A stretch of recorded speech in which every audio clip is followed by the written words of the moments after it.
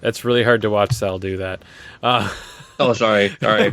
No, it's just really funny. No one else can see it, but I'm just watching you masturbate into the camera. We are live. It's time for the interactive We are experience.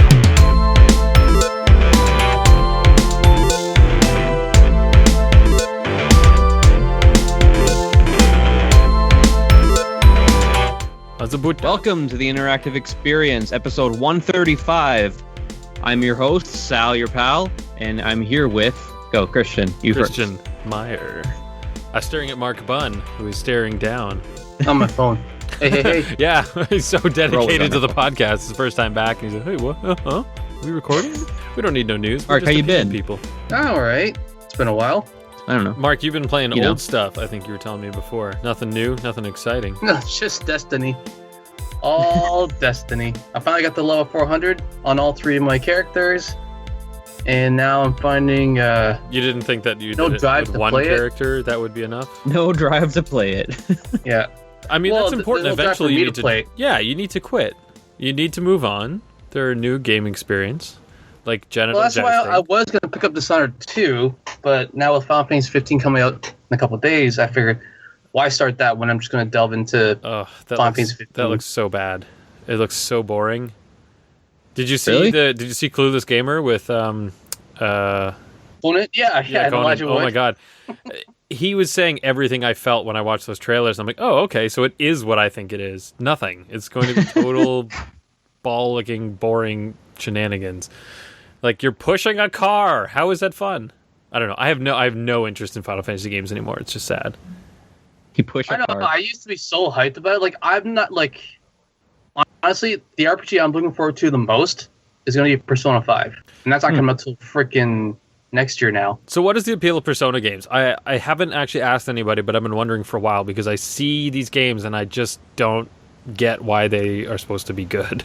It has like two different aspects to the game itself. So you have your RPG elements, you go dungeon crawling, you have your guardians or your summons, and then during the daytime, you have your social aspect of the game. So you're at school, you're making relationships, your daytime life that also affects your nighttime stuff. I just think it's fun. And then you got your character creations or your monster creations. I think it's going to be the same thing for Persona 5 because it's always been there for 3 and 4. Right. So when I look Sounds cool. at that game, what I generally see is very confusing gameplay and That's not weird writing. Like, I don't understand what those people are talking about. It seems like crazy anime nonsense. And I don't get the appeal of it, probably because I haven't played it. But I kind of also don't want to invest any money in it because it looks bad. Persona looks bad? No, come on. It does. I mean, look at does. the And ratings. It's probably... Yeah, I know, that's just it. Every indie person I follow on Twitter raves about this series and how great it is. And, like, it's the pinnacle of gaming. But I just can't get past what I feel. Like, if somebody gave me a copy of the game, I would probably invest some time in it. But without somebody putting it in my hands, I'm certainly not going to go seek it out. It doesn't hold. Well, the problem is the last Persona game to come out that was new was way back on the PS2. Like, they've re-released 3 and 4 on the Vita and the PSP, but there hasn't been like a next generation version of Persona. Yeah, there's I guess some Persona 4 Golden or something is the. That was the one that came Vita with the Vita. Yeah, so people have been telling me that's like the pinnacle of the series. It's the best game ever. You absolutely need to check it out. And every time I go to buy it, I'm like, I really don't want to spend $40 on this. It did like I can't. Do you still play do you still have your Vita? Do you still play it? I still have it, but I've been playing my 3DS more recently. And Because not I because have there are a better copy of games. It's just Golden what I've Vita. been hooked on. If you have a copy, I will borrow it, and then Yeah. maybe I can report back on this at some point because Yeah, clearly because I've already played. I beat it on the PS2, this needs to be talked so about. I don't need to play it again. Yeah. So I think okay. So we'll put a pin in that because I think it's something that needs to be talked about because I can't understand the appeal, and as somebody who's so violently against it, I'm probably a good person to then talk about like, oh, here's why it is good. Like maybe I can get some analysis on it, but right now I just can't see it. It sounds like this is way back a couple of years ago when Resident Evil 4 came out, and like a lot of people were talking about this is like the best Resident Evil game, and then poor old Chris Taylor, our good friend, absolutely despises it only for the fact that you can't run and shoot at the same time. That was his only like issue with that game. I can understand that. Like that, if you've been so used to that for so long, and then suddenly you can't do it anymore, I could totally understand why that would really upset. It increases tension. Like you have to. Like, it shouldn't make it going from a great game to a absolute shit game. Because for him, it's like the shittiest game. Yeah, not because it's a great game, but to him, it's just shit. Yeah, see, I have friends like that who are like the games they play are either the greatest thing that's ever been made or they're total pieces of shit garbage. And as much there's as no in between. Yeah, there is no in between. Like this guy would say, like, "Oh, Guardians of the Galaxy is the greatest movie that's ever been put together."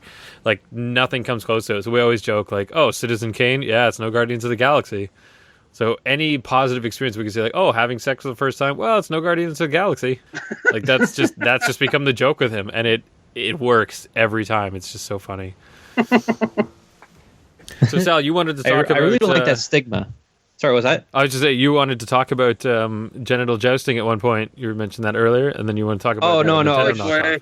I was putting that into the chat because I thought it was the most ridiculous thing I've ever seen, and the trailer was kind of... Okay, so let's talk about what it is. It's a party game where you are a penis, balls, and an anus. And from what I gather, part of the mechanic is if you can insert the tip of your penis in someone else's anus, you've like won a point. You get control of them, and then you are a longer, bigger, faster dual penis. Isn't that how it happens in real life too? Yeah, is that how real life works? I've never run a train before, so I'm not sure. But this is going to be the grossest episode we've ever done, I'm pretty sure. But I heard if you insert, because you start off as a smaller one, but if you can insert yourself into your own butt, you automatically get a point. So that was like the whole... I don't know if you can do that when you are the single penis, because you're not terribly long. Like, you're probably, let's say 3 inches. You're probably like a 3-inch. Yeah, in the beginning, you have to get someone else, and then maybe you can go and get yourself after that. Now, to put this totally in character, I've not played the game. I'm going based secondhand on one of my coworkers who played it with his wife and had a great time. They were so worried the kids were going to walk in and they'd have to explain what was going on screen, because when you insert one penis into the anus of another penis, it actually ejaculates. And I found the trailer so uncomfortable to watch, I started getting queasy.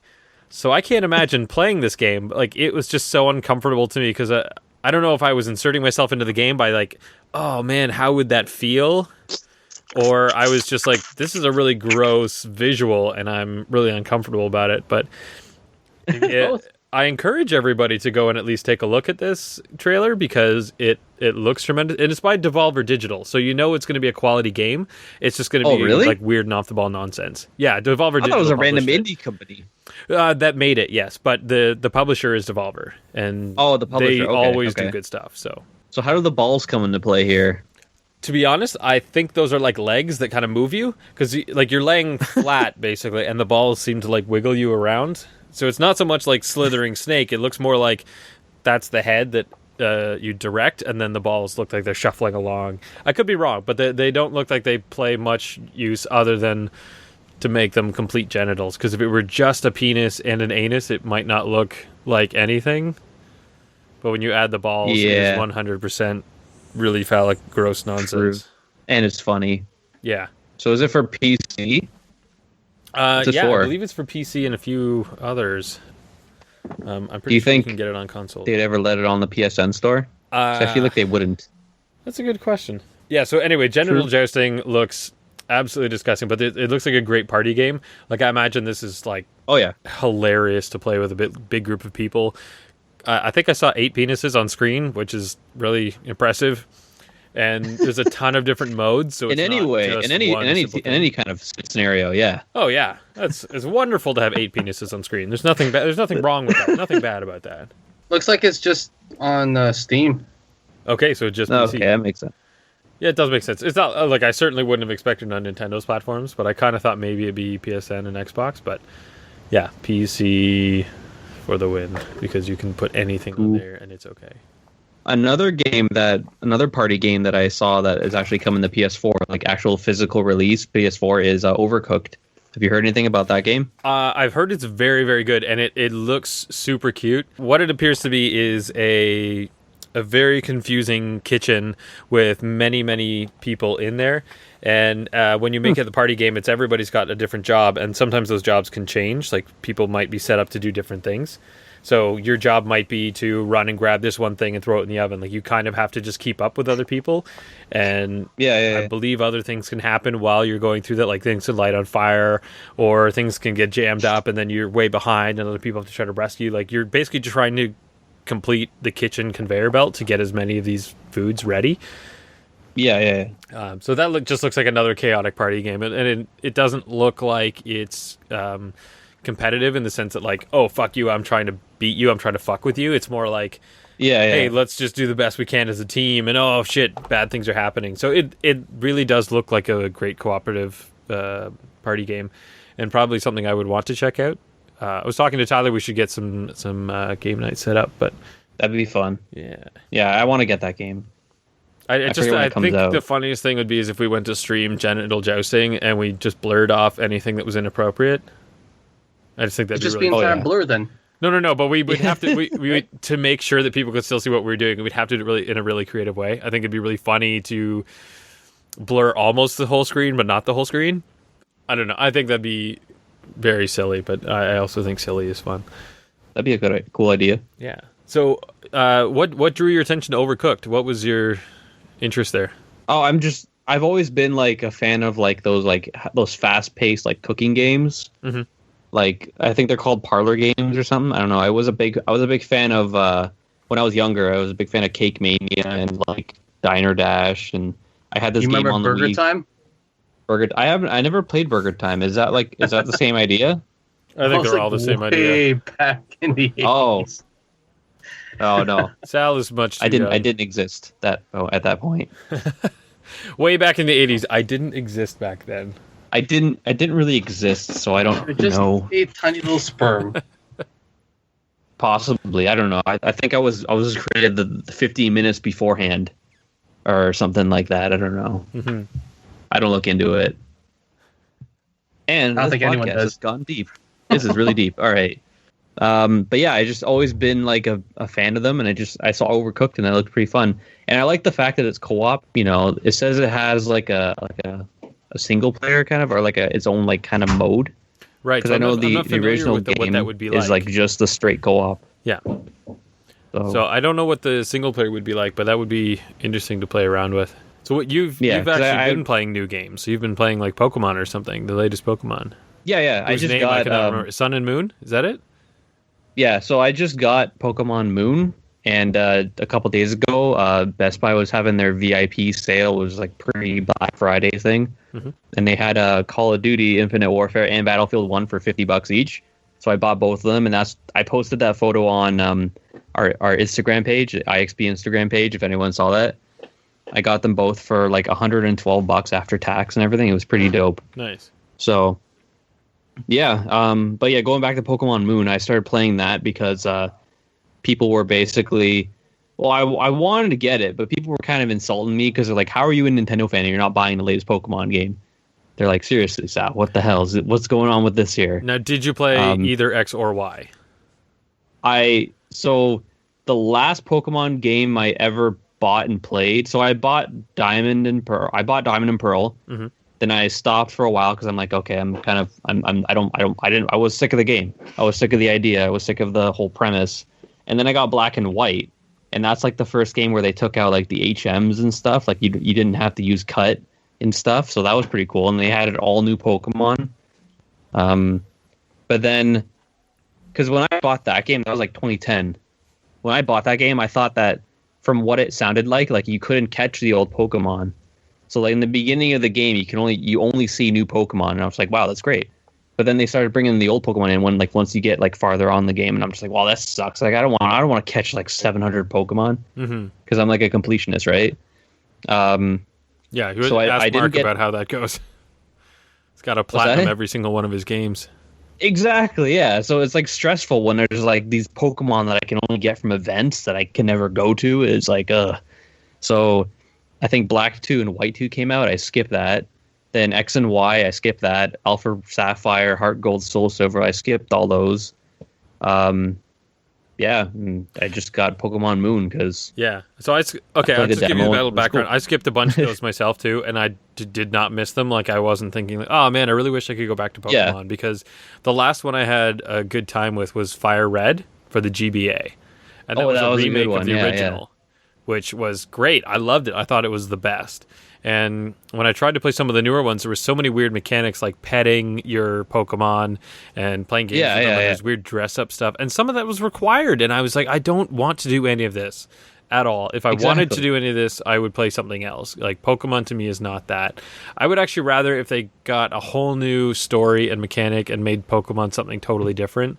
But I'm not having fun with what the games have become in the last little while. Like, I've tried to play... X and Y. Sadly, I somehow ended up with both of them, but nice. I can't get through them. I keep trying, and I hit the same wall, and I'm like, I don't know where I'm going. I don't like this. It's weird. Exactly. So, what are you liking about Moon? What is really kicking your ass? And you're like, man, this is the best. So, like you just said, like you kept hitting that wall. Like when I got Black and White, I honestly thought that they were gonna just start over. Like there's a new 150. We're just like a reboot. But it wasn't. But the one thing I'm really liking about Sun and Moon is that, like, the story is you basically moved from Kanto, which is like the area from Red and Blue, and so a lot of the Pokemon you encounter in the beginning are like the original 150. So it's like okay, so it's like celebrating like 20 years of Pokemon or something. The only thing I don't like about the game is that it's not actually hard. Like it's not hard. Right, like, so you're just kind of going through the motions. Yeah, it's weird. It's like I remember in the first Pokemon, like Red and Blue, you like getting through that first forest, like Verdant Forest, like you're basically just like you're stumbling all the way through because like your Pokemon are dying, you're losing all your health, and it's like a struggle just to get through like that first trial. But in this game, it's like you walk up to someone, you fight them, and they're like, "Oh, you beat me. Here, let me heal all your Pokemon right here." Oh, yeah. And then it's like, "Oh, well, there's no challenge there because I already know that my Pokemon are gonna get healed like no problem." Yeah, as it is, I already like never ever used potions. I just never had a need. Like occasionally in a really tough battle, I would like put out something that has wicked defense. And like revive and heal another Pokemon in my party because I know it has like super effective strength against something else. But aside from that, I almost never ever need potions at all. It seems pointless to then. Yeah, in this game, heals for you. So another thing I used to do in Pokemon is I would go to the Pokemon Mart and I would buy like a bunch of like paralyze heal, burn heal, like poison heal like items. But then I find out in this game that like when you're done the battle, you can just go into this like the thing where you pet the Pokemon. You can just pet them, and if you keep petting them, it takes away their like poison and their paralyze and their everything. Like you don't even need to buy items anymore because you just wait until after the battle, and then that's it. Your Pokemon are healed. I just don't understand. It's like they're trying to make the game like extremely easy for everyone. And it's like, man, like I don't know. I'm kind of disappointed. I kind of hope that it'd be like a challenge. Yeah, but, I mean, either institute a hard mode, or I guess the other way is to play your way. So, like when you watch people do speedruns, they implement their own rule set so that they, they don't heal, the Pokemon die and they die. So, yeah, I thought that was a cool idea, like the insta death. Yeah, I mean, maybe you have to do that with yourself, but it kind of you can only catch Pokemon using Pokeballs, no Great Balls or anything. That was cool. That's a cool idea. God, that's tough. But yeah, it's just I don't know. It's like I love the game. I'm gonna play through it, but I'm probably not gonna catch 150. They have this thing called an Alolan Pokedex where you can catch all the Aloha Pokemon. So I'm gonna catch all those, and then I don't know. I'm not even gonna try to get the 700 or 800 new Pokemon that there is, because the way I see it, like back in the day, like when I was a kid, I got the original 150, like legitimately. Like I was in elementary school at the time. And like I got all the 150, and I traded with people. Everyone I knew in my class had like Pokemon Red or Blue, and we all got the Pokemon together. And I remember getting that whole certificate thing in the game, and it's like I did it. It's done. Mm-hmm. Yeah. Woo. And then Silver came out, and it's like, holy crap, this game's amazing because you added 150 more Pokemon. So then you already have the original 150, and then you have the new ones, and it's like, man, that's so. that makes so much sense. And then you can go back to the original level, the original like world. That was cool.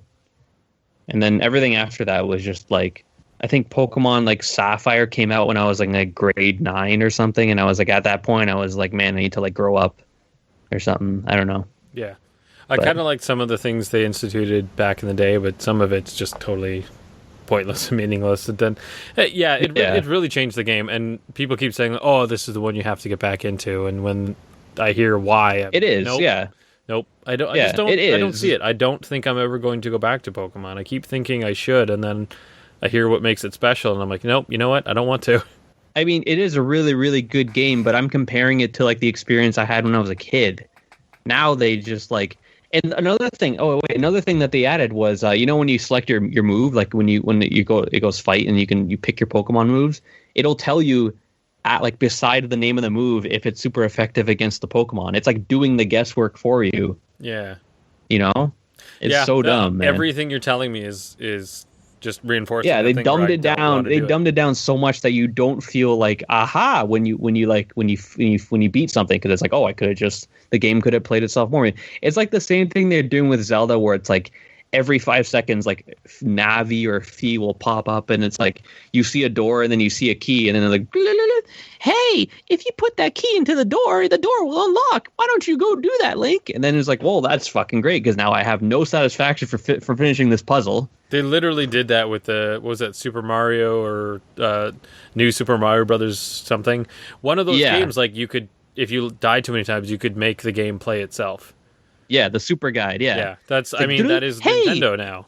That is Nintendo. Hey, Mark, if you get a quarter, that's 25 cents. And if you get 4 quarters, that's $1. Hey, you can have $1. You need $1 to get past this part. Yeah. And it's like, okay.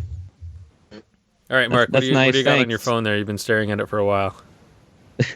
Yeah, I'm just trying to find some stuff to talk about. There really isn't any huge news. But you don't have anything to talk about? There's nothing that interests you? Nothing that's got you going? Just Final Fantasy 15, to be honest with you. Okay, tell me why you're excited about this. Tell me what's really. Well, I wouldn't say I'm excited about it, but I've played every single one every year. Mm-hmm. Like the very first, the reason why I got my PS1 was because of Final Fantasy 7, because I love 6 so much, and still to this day is my favorite Final Fantasy. Yeah, and that I didn't even start to play. I just like, what's this Final Fantasy? Well, at the time, 3, because it was on the SNES. Mm-hmm. So I didn't have a Super at the time. So a friend of mine rented the system for me, because back in the day you could rent consoles, and rented the game for me. And he played the first 2 hours, and I just sat there and watched, and I was like, okay, I can get into this. And ever since then, I've just been on a Final Fantasy first. So I got Final Fantasy X before I got a PS2, because my reason was I'll get a PS2 when either the price drops or when Final Fantasy comes out. So when Final Fantasy came out, I bought the game first, then waited 2 days to buy the system. Mm-hmm. And then for the PS3, like I even bought Final Fantasy 11 just to have it. Never played it because it was online. Like I still have it in the original box over there with the hard drive and everything. You never tried it though? No. Did you try 14? Wasn't 14 online as well? 14 was also online. I didn't buy that one though. So that's the only one out of your collection. I'm not big into subscription games, right? Which is weird, because you're basically playing. Payment. You're basically playing. Oh my god, what's it called? Destiny. You're basically playing Destiny like it's a subscription game. You're like, oh, I'm going to max out. I'm going to do everything. I'm going to do everything multiple times, multiple characters. So you might as well do that with Final Fantasy. One-time fee. Oh, well, it was a one-time fee. I don't have to pay a monthly fee, which is like, no.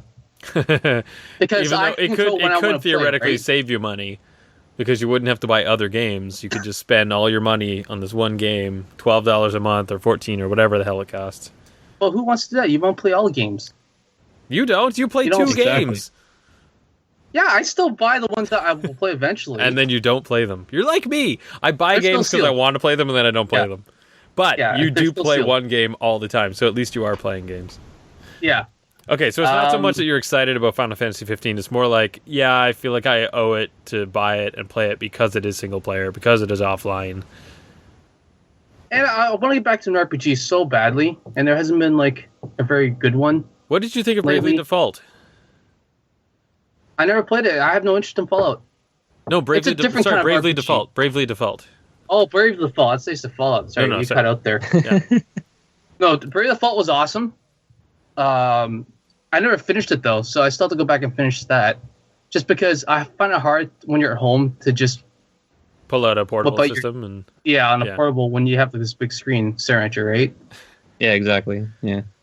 If there's Oh, sorry. I had a brain fart moment there. I was like, "Wait, can't you plug your Vita into the TV?" And then I'm like, "Oh, wait, it's not." No, it's a DS system. Yeah. Total brain fart. That functionality is coming soon. Yeah. So yeah, clearly I need to come over and steal some games from you because you're not going to play them, and I will play. A lot of them are in boxes too, which makes it hard for me to find them. So I'm like, fuck it. Yeah. I just while we've been talking, I just realized I think my ex still has my DS. My DS Lite and a ton of my games, and I don't know if I'm ever going to be able to get those back. I will try. It just occurred to me now, and I'm like, I need to go home and check, like scour my place for that, because if she has it, I want them back. That's sad. But the nice thing about 15 is there's all this other like side stuff to it. So you have the Brotherhood movie that was on YouTube. You have the Kingslave movie. And then apparently only through EB Games and the GameStop, if you pre-order the game, you get this little 2D side-scroller beat-em-ups style called King's Tale, which takes place 30 years before the game.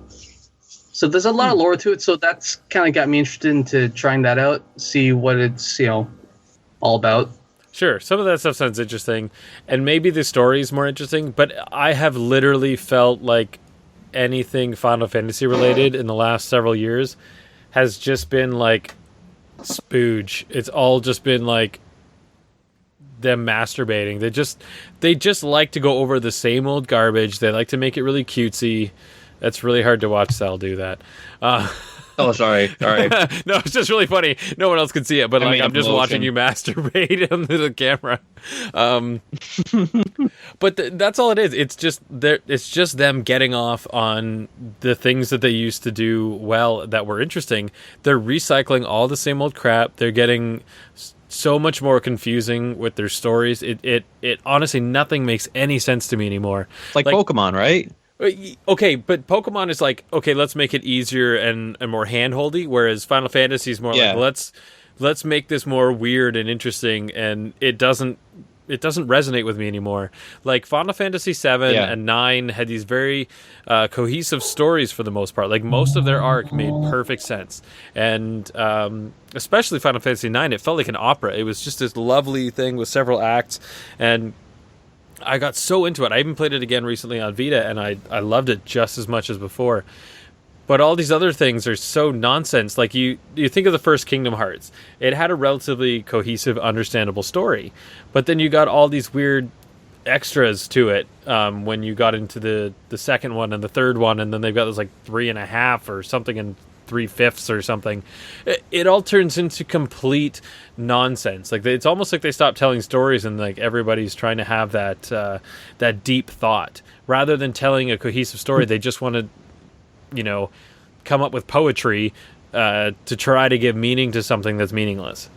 Meaning their games. Like their games are turning into meaningless spunk. That's just an avenue or a path for them to spout weird nonsense. I feel like it's brainwashy garbage. I just don't get it anymore. And I used to be the biggest Final Fantasy supporter, and I just can't do it anymore. Anyway, that was a weird, awkward rant, and I hope I don't get... No, I'll let you know. That was good. I mean, it's no Call of Duty bad. No. Fine. Hey, Call of Duty is good. Oh, I'm sure it is. There's absolutely no interest. I've lost interest in that like 5 years ago. Yeah. The only first-person shooter games I will play are like Gears of War and Halo, and I'm also like kind of wishy-washy on Halo. Like I want to play all the remakes when they come out. Like I'm like, ooh, yeah, I can get back into that with better graphics, and then I never do because there's so many other games that I want to try. It's not the graphics that make the game. No, it's not. But you already know that it's good gameplay because you've played around with it before and you loved it. But is it something you want to keep going with and get back into? I'm not sure. Sorry, Sal, you were asking us about the new Call of Duty? So I just got the new Call of Duty. Have you guys played the new Infinite Warfare? Mark, I have just you played finished it? saying I've touched the Call of Duty range in 5 years, so yeah, I that's think we're an both in easy the same boat. Neither of us is willing to try it. That's a good point. I should have listened. Christian, have you played it? No, I don't think it's something I'll get into. Nah. Especially because the focus is generally on multiplayer, and I would never set foot in multiplayer because the last time I tried playing a first-person shooter game like that, I was fodder. I was literally the guy running around shooting people in the face, and then they'd come up and knife me, and they'd kill me, and I wouldn't kill them. So I started doing hide and seek, and I was like a free kill if somebody found me. You're a free kill, basically. Yeah. I haven't played the multiplayer. I just been playing the campaign because I don't have the my PSN subscription yet. Probably one of the best campaigns, like story wise, in a long time. In the past couple of Call of Duties.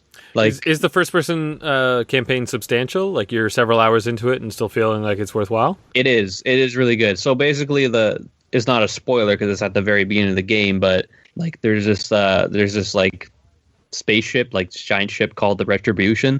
It's kind of like the whatever thing it was in the Star Wars or whatever. I don't know. They're kind of making like references to that.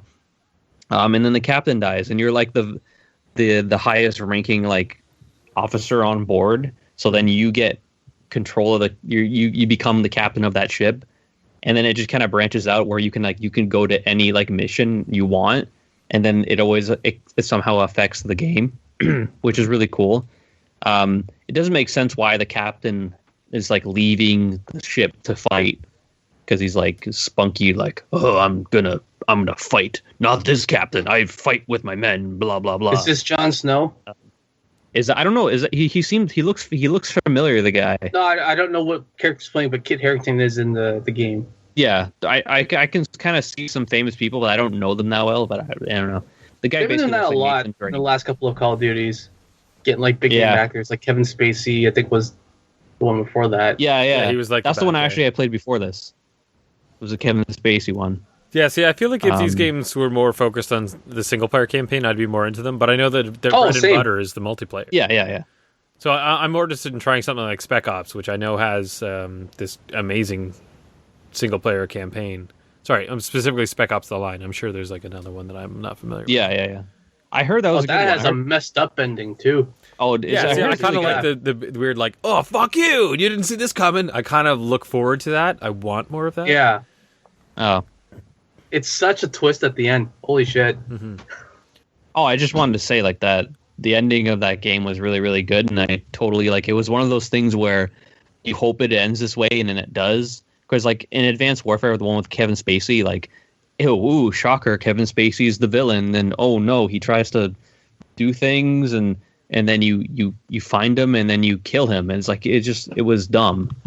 Like I thought, but he did a good job. But the whole story thing was dumb. But yeah, that's the thing. Good. A great actor can't save a poor story. So if it felt predictable or kind of junky, you're like, not exciting. No, but this one was really good, and that was, it was really cool. I'm playing it again on Hardened because I want to get those trophies, But yeah, do you want to wrap it up? Yeah, we should wrap it up. Well, I'd say thank you everyone for listening to the Interactive Experience. I'm Christian. I'm Sal. All right, Mark. All right, we'll talk to everybody. Check us out on Instagram. Check us out on Facebook. Visit interactivexp.com for more fun stuff. Follow us. Send us some emails. Give us some feedback. Yeah, follow us on the things. Follow us on everything. Just follow us. Anyway, that sounds creepy. All right, peace out. Yeah, that does.